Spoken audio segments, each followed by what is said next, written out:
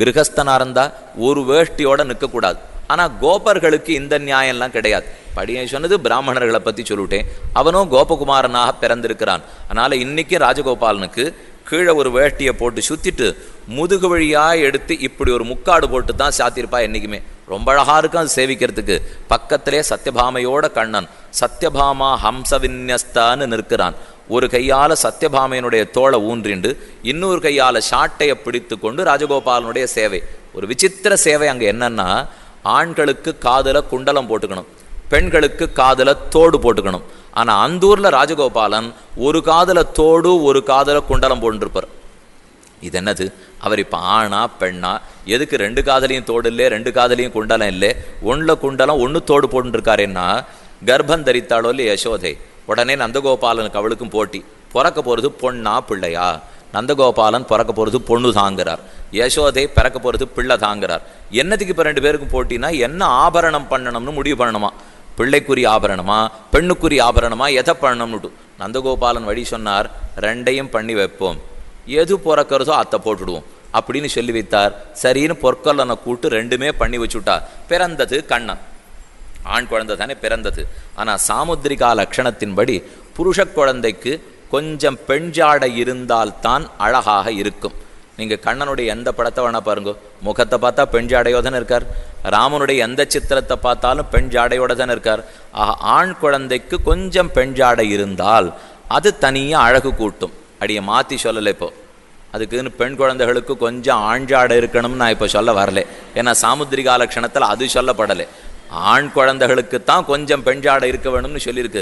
அதனால் குழந்தை பிறந்தான், பார்த்தா நன்னத்தான் இருந்தது. குழந்தை முகத்தை பார்த்தா பெண் குழந்தை ஆட்டம் இருக்குது. அதனால் சரி ரெண்டையுமே போட்டுடுவோம்னுட்டார் நந்தகோபாலன். ஒரு காதில் தோட்டை போட்டுடு, ஒரு காதில் குண்டலத்தில் போட்டுடு. குழந்தை ரெண்டுத்துக்குமே ஏத்தா போல இருக்கும்னு ஒரு கதை. இன்னொரு கதை சொல்கிறேன். ஆக முதல் கதை பார்த்துட்டோம் ஏன் தோடு ஏன் குண்டலம்ங்கிறதுக்கு. ரெண்டாவது கதை, கண்ணனுக்கும் கோபிமார்கள் எல்லாருக்கும் போட்டா போட்டி.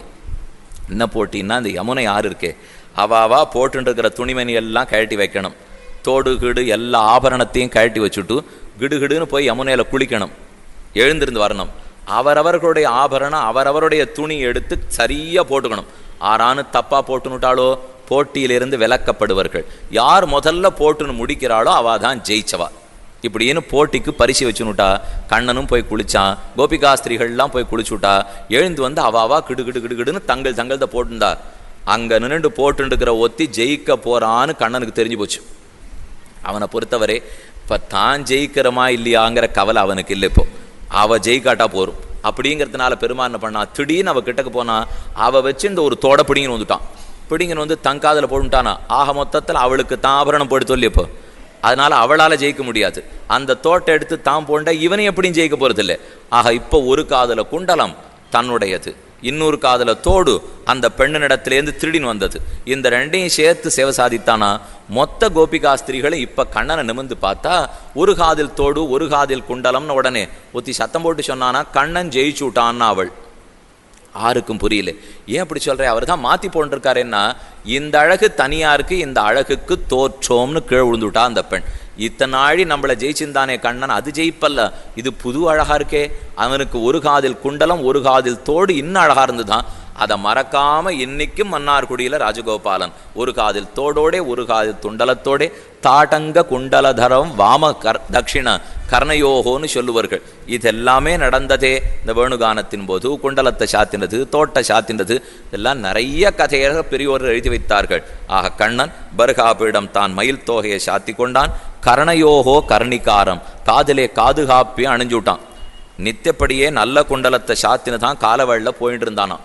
ஆனால் இது ரத்தனம்லாம் ஒன்றுன்னா விழ ஆரம்பிச்சுடுத்து. குண்டலத்தில் நிறைய வைரம் வச்சு பண்ணியிருக்காளா. இவன் போய் இந்த பசுமாடு கண்ணுக்கு பின்னாடி ஓடிட்டு வர்றதுக்குள்ளே ஒரு வைரமாக கீழே விழுந்துதான். பார்த்தா யசோதை, இதை யார் பாதுகாக்கிறது? அதனால் கிளம்பி போகிறச்சே குண்டலத்தை கழட்டிட்டு சீத குதம்பைன்னு ஒன்று போட்டு அனுப்புவள். அப்படின்னா என்னென்னா துணித்திரி. நம்ம காது ஓட்ட துந்து போகாது இருக்கிறது குழந்தைகளுக்கு துணித்திரி போட்டு விடுவாளோ இல்லையோ. அதனால் அது ஒன்றும் கவலை இல்லை, விழுந்தா இன்னொரு துணித்திரி போட்டுக்கலாம் அப்படிங்கிறதுக்காக துணித்திரியை போட்டு அனுப்பிச்சி விட்டுவிடுவலாம். கண்ணன் திரும்பி வந்தான். ஒரு அழகான பாசுரத்தில் ஆழ்வார் தெரிவிக்கிறார், 6 மணிக்கு ஒரு இடத்துல வரேன்னு கண்ணன் ஒரு பெண்ணுக்கு நாழி குளிச்சு கொடுத்துருக்கான். 6வது மணிக்கு சரியாக அங்கே வந்துடுவேன். 4 மணிக்கு மாடு மேய்ச்சி முடிச்சுடுவேன். வீட்டுக்கு திரும்பி வந்து புதுசாக எல்லாத்தையும் புத்தாட புனந்துண்டு முடிஞ்சா குளிச்சுட்டு இதெல்லாத்தையும் பண்ணிவிட்டு கிளம்பி உன்னை பார்க்கறதுக்கு வரேன். 6 மணிக்கு வரேன்னு சொல்லியிருந்தான். 6:05 ஆச்சு, 6:10 ஆச்சு, 6:15 ஆச்சு. கண்ணனை காணும். கருமலர் கூந்தல் ஒருத்தி தன்னை கடைக்கணித்து ஆங்கே ஒருத்தி தன்பால் மருவி மனம் வைத்து மத்தொருத்தி குறைத்து ஒரு பேதைக்கு பொய் குறித்து புரிகுழல் மங்க ஒருத்து தன்னை புணர்தி அவளுக்கும் மெய்யனில்லை மறுதிருத்தாயுன் வளர்த்தியூடே வளர்கின்றதால் உந்தன் மாயதானே. குலசேகராழ்வார் ஏறுமலர் பூங்குடல் ஆயர்மாதர்னு ஊடல் திறம். தமிழ் கவிஞர்கள்லாம் ஊடுவர்கள். நாயகனோடே நாயகி ஊடி பாசுரம் பாடுபடும் இல்லையோ. 6 மணிக்கு வரேன்னு சொன்னியே, ஏன் வரல அப்படின்னு நாயகிக்கு ஒரே கோபம். இப்போ ஏன் 6 மணிக்கு இந்த கண்ணன் வராமல் இருந்துட்டான்? இதுக்கு திருமங்கி ஆழ்வார் 10 பாசுரம் பாடினார். காதில் கடிப்பிட்டு கலிங்க முடுத்து தாது நல்ல தன்னந்துடாய் கொடணிந்து போது மறுத்து புறமே வந்து நின்னீர் இதுவார் ஏதுக்கு இதுவென்னோ என்னத்துக்காக என் வீட்டு வாசல்ல வந்து நிற்கிறே? போ, 6 மணிக்கு வரேன்னு சொல்லியிருந்தோம், 6க்கு தானே வரணும். ஆழ்வார் கோபத்தோட கதவடைச்சு தள்ளுறார். மின்னட மடவார்கள் நின்னருள் சூடுவார் முன்பு நான் அதஞ்சுவன் மண்ணுடைய இலங்கை அரண்காய்ந்த மாயவனே உன்னுடைய சுண்டாயன் நான் அறிவன் இது அது கொண்டு செய்வதன் என்னுடைய பந்தும் கடலும் தந்து போகு நம்பி என் வீட்டு வாசப்பதி முடிக்காதே போங்கிறார். ஏன் கண்ணன் இந்த மாதிரி நாழிகை சோத்துண்டான்னு ஒரு ஆழ்வார் பதில் சொன்னார். 6 மணிக்கு அவன் சித்தம் ஆயிட்டான். 4:30 வீட்டுக்கு வந்துட்டான். எல்லாம் தயாராகிடுத்து. 5:50க்கு அம்மாவுக்கு போக்கு காட்டிவிட்டும் கிளம்பி விட்டான். நான் கிளம்புறச்சே யாருமே வெளியில் போகிறச்சே ஒரு நிலக்கண்ணாடி வச்சுருந்து எப்படி அலங்காரம் வேண்டியிருக்கோன்னு பார்த்துன்னு போவாடோ இல்லையோ. கண்ணனும் கண்ணாடி முன்னாடி நின்று பார்த்துட்டானோ. புதுசாக பெண்ணை பார்க்க போகிறோம், ஒழுங்காக இருக்குமா அழகாக இருக்குமான்னு பார்த்துக்கணும்னு ஆசை. பார்த்துட்டான் எல்லாத்தையும். திரும்புகிற சமயத்துக்கு தான் காதில் இருக்கிற துணித்திரியை மாத்தலேன்னு தோணித்து கண்ணனுக்கு. துணித்திரியோட போனால் எந்த பெண்ணு நம்மளத்தில் ஆசை வைப்பர்? இதை முதல்ல கழட்டியானும், இனிமேல் பொட்டியெல்லாம் திறக்கணும், புதுசாக ஒரு குண்டலத்தை எடுத்து போட்டுக்கணும். கிடுகிடுன்னு கண்ணன் இதை கழட்டினா, பொட்டியை திறந்தான், புது குண்டலத்தை எடுத்தான். அதை எடுத்து மாட்டின்னு திருப்ப அழகா இருக்கான்னு பார்த்துனுட்டு புறப்பட்டு போகணும் இல்லையோ. ஒரு 10 நிமிஷம் தாமதம் ஆயிடுத்துன்னா அதுக்குள்ளே இந்த பெண்ணுக்கு வந்தது கோபம். போ, இந்த பக்கமே வராதேன்னு கதவடைத்து தள்ளினாலும் இல்லையோ. இந்த மொத்த கதைக்குமே எது காரணம்? இப்போ இந்த காதில் போட்டுண்ட பாதுகாப்பு தான் காரணம். கண்ணன் எப்போ கண்ணாடி பார்த்தாலும் அவனுக்கு ஞாபகம் வந்துடும், இந்த தோடு தானே கெடுத்தது, நான் மாட்டுக்கு ஒழுங்கா 6 மணிக்கு போய் பார்த்துருப்பேன் எவ்வளேன்னுட்டு. அந்த தோட்டு கதையை சொல்றார். பர்காபீடம் நடவரவபு கர்ணயோகோ கர்ணிகாரம் பிப்ரது வாசகா கனக கபிஷம் வைஜயந்தீஞ்ச மாலாம். தன்னுடைய அறையிலே அரைச்சி வந்த ஆடைன்னு ஆழ்வார் பாசுரம்.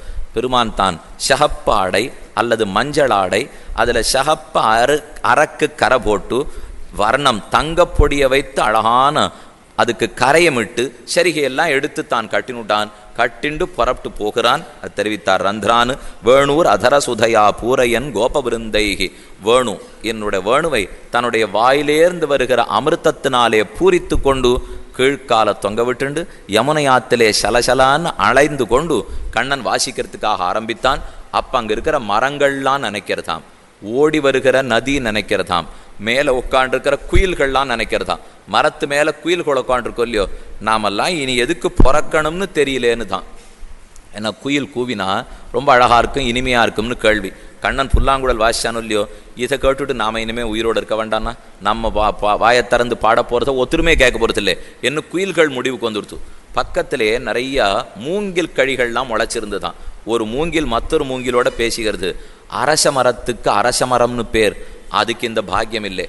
ஆலமரம் எல்லாத்த விட பெருசு, இந்த பாக்கியம் இல்லை. பனவரம் எல்லாத்த விட வசந்தது, அதுக்கு இந்த பாக்கியம் இல்லை. பாரிஜாத மரம் மிக உயர்ந்த புஷ்பத்தை கொடுக்கும், அதுக்கு இந்த பாக்கியம் இல்லை. ஆனால் நாம் மூங்கில் மரம் இருக்கே, நம்மள ஒத்தந்தானே கண்ணனுடைய உதகடுகளை தொடுகிற வேணும். புல்லாங்குழல் முரளியா போகிறதுக்கு நம்மளுக்கு தானே பாக்கியம். அரச மரத்துக்கு அந்த ஏற்றம் இல்லையே, ஆலமரத்துக்கு அந்த ஏற்றம் இல்லையே. மூங்கிலத்தானே கண்ணன் புல்லாங்குழலாக பண்ணி தான் வாயில வச்சிருந்தான்.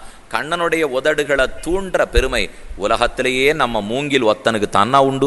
என்ன ஒரு மூங்கில் மற்றொரு மூங்கிலோட பேசிக்கிறதாம். மெதுவாக யமுனை ஆறு அலைக்கரங்களால் வருது இல்லையோ, அதில் தாமர புஷ்பங்கள்லாம் மலர்ந்து ஓடி வருது. என்னான்னு பிரம்மா ஆகாசத்துலேன்னு பார்த்தார். ஓ, கண்ணன் புல்லாங்குழல் வாசிக்கிறான், அதுக்கு பரிசு கொடுக்கணும்னு முடிவு பண்ணிவிட்டா போல் இருக்கு யமுனை. அதனால் தன் அலைக்கரங்களாலே தாமர புஷ்பத்தை கொண்டு கண்ணன் திருவடிகளுக்கு சமர்ப்பிக்கிறாள் போலும் என்கிறா போலே கண்ணன் வேணுகானம் பண்ண ஓரொரு வீட்டுக்குள்ளே இருந்தவாளும் அவரவர்கள் வேலையை விட்டுட்டு நேர கண்ணனை நோக்கி ஓடி வந்துவிட்டாள். அதில் ஒருத்தி சிந்தையந்தின்னு பேர். அவள் கதையைத்தான் இப்போ அழகாக தெரிவிக்க போகிறார். சிந்தையந்தி தம் வீட்டு அடுக்களையிலேருந்து வரணும்னு ஆசைப்பட்டாள். வந்தா ரேழியில் மாமனார் மாமியார், சின்ன மாமியார், பெரிய மாமனார் எல்லாரும் வழியில் உட்காண்டிருந்தா. தாண்டிண்டு சுலபமாக போட முடியறதா? அதனால் அப்படியே வாச நிலப்படியை பிடிச்சுட்டே நின்னா வேணுகானம் காதில் கேட்கறது. கேட்டால் ஒரே ஆனந்தப்பட்டா. ஆனால் கண்ணன் கிட்டக்கு போய் சேவித்து சந்தோஷப்பட முடியலையோ இல்லையோ, வருத்தப்பட்டாள். நாம் ஒரு நிமிஷம் ஆனந்தப்பட்டோம்னா புண்ணியம் கழியறதுன்னு அர்த்தம், ஒரு நிமிஷம் அழுதோம்னா பாப்பம் கழியறதுன்னு அர்த்தம்.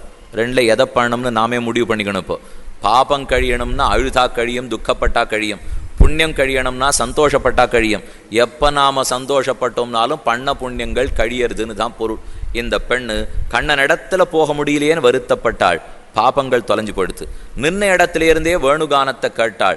அதனாலே ஆனந்தப்பட்டு புண்ணியமும் படுத்து. இப்போ சாஸ்திர வாக்கியம் முக்கியம். பாப புண்ணியம் இரண்டும் தொலைந்து விட்டால் ததா வித்வான் புண்ணிய பாபே விதூய நிரஞ்சன பரமம் சாமியம் உபைதி. புண்ணியத்தையும் பாபத்தையும் ஒரு ஆத்மா தொலைத்து விட்டான் என்றால் நேரே பரமோதமான ஸ்ரீவைகுண்டத்தை அடைகிறான்ங்கிறது சாஸ்திரம். ரேழியை பிடிச்சுட்டு இருக்கா அந்த பெண்ணு. இப்போ அவளுக்கு என்ன ஞான யோகமா, கர்மயோகமா, பக்தி யோகமா, சரணாகதியா? கண்ணன் திருவடிகளை தவிர ஒன்றும் அறியாள், வேணுகானத்தை தவிர மத்தொன்னு அறியாள். அந்த கானத்தை கேட்டுண்டே பாப புண்ணியங்களை தொலைத்தாள். அதை சிலிர்க்கிற சொல்லியும் இந்த குதிரை ஓட்ட பந்தயத்துக்கு போயிட்டு வரும். உபனிஷத்து அழகா சொல்றது, அஸ்வைவ ரோமாணி விதூய. ஒரு குதிரை ஓட்ட பந்தயத்தை முடிச்சுட்டு வந்து நின்னா இந்த தேவையில்லாத மயிர்கள் எல்லாத்தையும் உதிர்த்து விட்டுடுமா. அதே போல இந்த ஜீவாத்மா ஒரு ஜன்மம் முடியற சொல்லியோ பாப புண்ணியங்களை மயிரை போலே உதிர்த்து விடுகிறான். உதிர்த்துட்டு தான் நேர ஆகாசத்தை நோக்கி புறப்படுகிறான். அதே போல இந்த சிந்தையந்தியன் அப்பொழுதே பாப புண்ணியங்களை தொலைத்தாள். ஆத்மா புறப்பட்டு நேர மோட்ச மண்டலத்துக்கு சென்றதுன்னுட்டு கண்ணனுடைய வேணுகான சிறப்பாலே ஒரு மோட்சமே ஒருத்தி பெற்றாள்னு பார்த்தோம். அடுத்து சீரஹரணத்தை பற்றி தெரிவிக்கிறார். அடுத்தது யஜ்ஞ பத்னிகளை அனுகிரகித்ததை சொன்னார். அடுத்து முக்கியமான கதை, பெருமான் கோவர்தனகிரிதாரியாக இருந்தது. தான் கோவர்தன மன்னத்தை எடுத்து வெண்கொற்ற கொடையாக பிடித்தான் அல்லவா, அந்த கதை தெரிவிக்கிறார். திடீர்னு ஒரு நாள் கண்ணன் அப்படியே பார்த்துட்டு வரச்சே ஊர் முழுக்க எதுக்கோ தயார்படுத்தின்னு இருக்காப்புல தோணித்து. நந்தகோபாலன் இடத்துல போனான். என்ன எல்லாரும் வீட்டில் ஏதோ சமைக்கிறதுக்கு ஆரம்பிச்சிருக்காளே, ஏதோ உற்சவத்துக்கு தயார் பண்ணுறீர் போல் இருக்கே, என்னான்னு கேட்டான் கண்ணன். வருஷா வருஷம் நாங்கள் இந்த யாகம் பண்ணுறது வழக்கம். இந்திரனுக்காக நிறைய படையல் கொடுப்போம். ஓரொரு வீட்டிலேருந்து ஒரு படி பிரசாதம் பண்ணணும். அந்த படியை வரிசா ஒரு வீட்டு வாசலையும் ஒரு வண்டி வந்து நிற்கும். அந்த வண்டியில் ஏற்றுவோம். எல்லாம் ஒரு இடத்துல மைதானத்துக்கு போய் அங்கிருந்து இந்திரனுக்கு படையல் கொடுப்போம். இது வழக்கம் எங்கள் ஊர்லேயே நந்தகோபாலன் சொன்னார். கண்ணன் உடனே கேட்டான், எதுக்கு இந்திரனுக்கு கொடுக்கிறீள்? அவர் உங்களுக்கு என்ன பண்ணுறார் அப்படின்னு ஒன்றுமே தெரியாதா போல முகத்தை வச்சுன்னு திரும்ப கேட்டான் கண்ணன். என்ன அப்படி சொல்லிட்டே? அவர் தான் நமக்கு நிறைய மழை பொழிகிறார், அவர் தான் நமக்கு நன்மைகளை கொடுக்கிறார், செல்வம் கொடுக்கிறார், நமக்கு ஆபத்து வந்தால் அவர் தான் ரட்சித்து கொடுப்பார். அவனுக்கு கொடுக்காது ஆறு கொடுக்கறது? இவர் நந்தகோபாலன் பேசினார். கண்ணன் திரும்ப கேட்டான், அப்படின்னு ஒருத்தரை நீங்கள் பார்த்துருக்கீங்களான்னா முதல்ல இந்திரனுக்கு கொடுக்குறேன்னு இந்திரனை எத்தனை நாள் நீங்கள் பார்த்துருக்கீங்கன்னு கேட்டான் கண்ணன். இந்த அத்தியாயத்தை நாம் பார்த்தா கண்ணனே நாஸ்திகம் பேசுகிறாப்புல தோணி போடும். இப்போ கண்ணன் தெரிவிக்கிறான், இந்த கோவர்தன மலை இருக்கே அது கண்கண்ட தெய்வம். நமக்கு மூலிகையை கொடுக்கறதெல்லாம் இந்த மலை தான். நீங்கள் என்னமோ இந்திரன் மழை கொடுக்குறாங்கிறீரே, மழை கொட்டினா மலை இருந்தால் தானே பிடிச்சு வச்சு நம்ம ஜலத்தை கொடுக்கும். நம்ம பசுமாடு கன்றுகள் மேய்ச்சல் நிலமும் இது தான். நமக்கு மரத்தை கொடுக்கறதும் இது தான், காய்கனிகளை கொடுக்கறதும் இது தான்.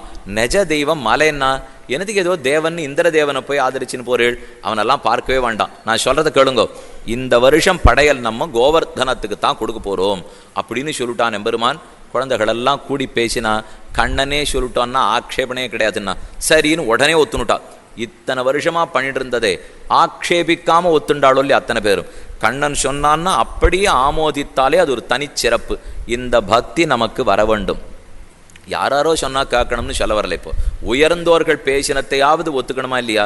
நீங்க வடக்க போனீங்கன்னா அப்படியே இந்த பக்தியை பார்த்துடலாம். பெரிய பெரிய கோட்டீஸ்வரர்களாக இருப்பா. நீங்கள் துவாரகைக்கு போகிறதுக்காக அகமதாபாத்துக்கு போய்த்தானே போயாகணும். பக்கத்தில் டாக்கூர் துவார் இருக்குது. நேராக போனால் கோமதி துவாரகா, அப்புறம் பெருமானுடையது நாச்ச துவாரகா, பெட் துவாரகா, மூலத்வாரகா, பஞ்ச துவாரகான்னு சேவிக்கிறதுக்கு போகிற மூலியம். இந்த போகிற வழியில் அகமதாபாத்தில் போய் நின்றுனா பெரிய பெரிய படகு வண்டியில் முதலாளிகள்லாம் வருவா. குறுக்க பசுமாடு கண்ணு ஏதானு சத்தம் போட்டு போனால் இந்த வண்டி ஓட்டுற